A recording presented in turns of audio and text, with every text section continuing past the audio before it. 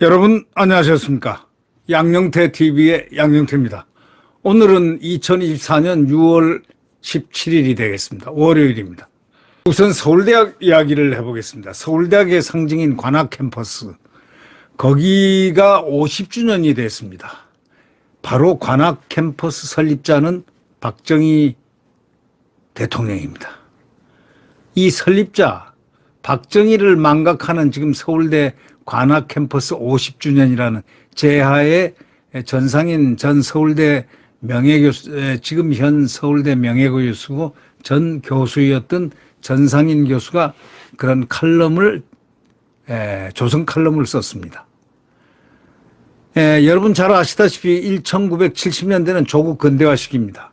근대 국가는 곧 지식 국가입니다. 서울대학교 종합캠퍼스 탄생은 경부 고속도로 포항제철에 버금가는 관악 캠퍼스 산파는 바로 박정희 대통령이었습니다.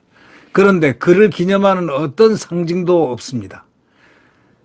이걸 갖다가 야박한 인정, 부박한 세태, 정치적 호불호를 떠나 기념해야 한다라는 말을 아주 중대한 발언을 했습니다. 바로 이분이 서울대학교 명예교수고 사회학을 전공했던 서울대학교 명예교수, 그전 서울대학교 사회학과 교수였습니다.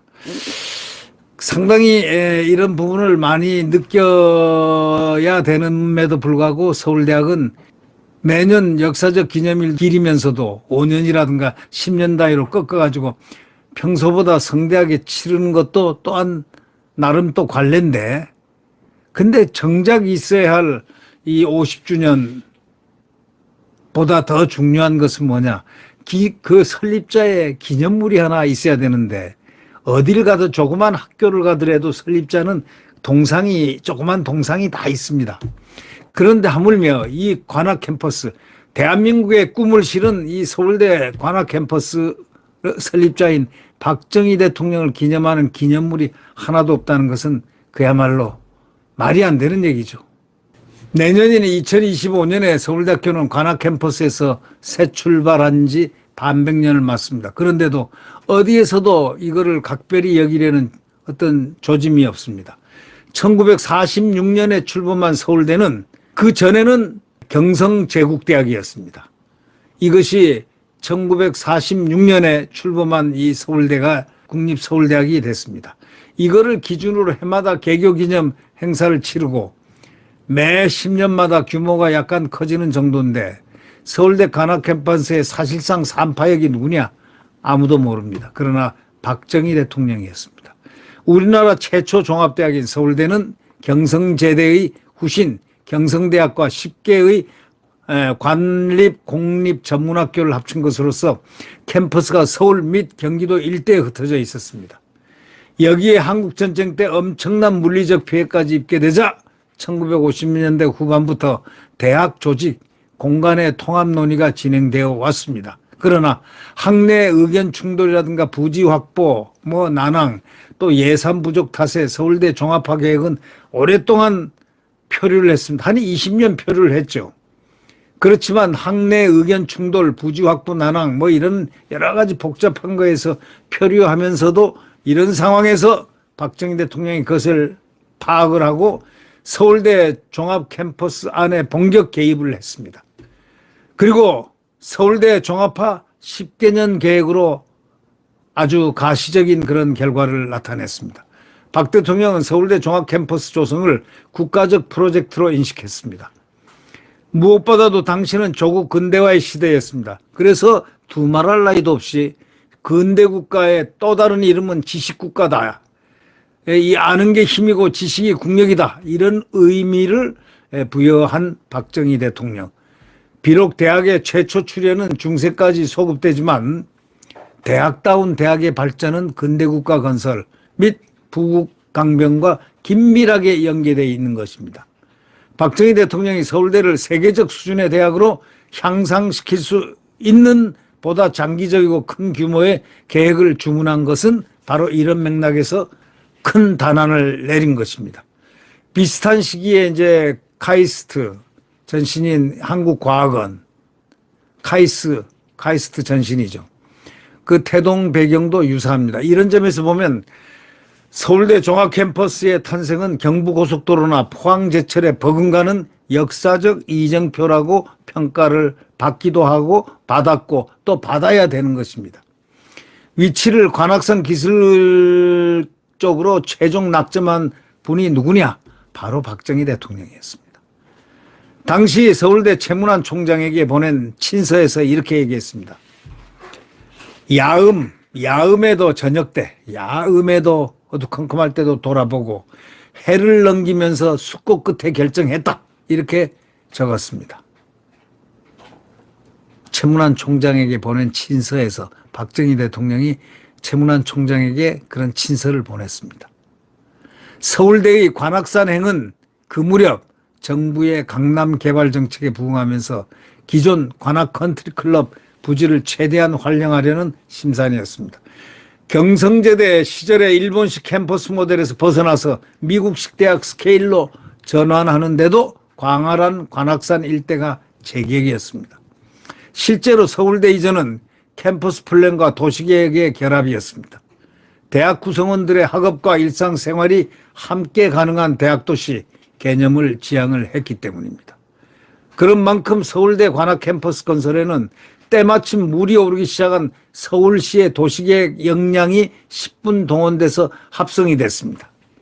이 박정희 대통령은 이 서울대 관악 캠퍼스 조성과 관련하여 세심하게 신경을 썼습니다. 자연환경과의 조화를 중시했고 또 지역 주민의 이용을 또 배려했고 기본적으로 차가 없는 캠퍼스를 구상했습니다. 그래서 1971년 서울대 관악 캠퍼스 기공식에 직접 참석해서 발파 스위치를 눌렀습니다. 훗날에 시인이 된 국문과 학생 정희성은 식장에서 이렇게 얘기했습니다.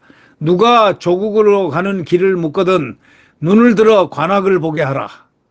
라는 축시를 낭독했습니다. 이 축시는 대단히 유명한 대한민국의 시입니다. 누가 조국으로 가는 길을 묻거든 눈을 들어 관악 캠퍼스를 관악을 보게 하라. 관악을 보게 하라. 이렇게 축시를 낭독했습니다. 데모 진압을 위해 학교를 관악사로 몰아넣었다는 가짜뉴스 속에서도 서울대 관악 캠퍼스는 마침내 그 위용을 드러냈습니다.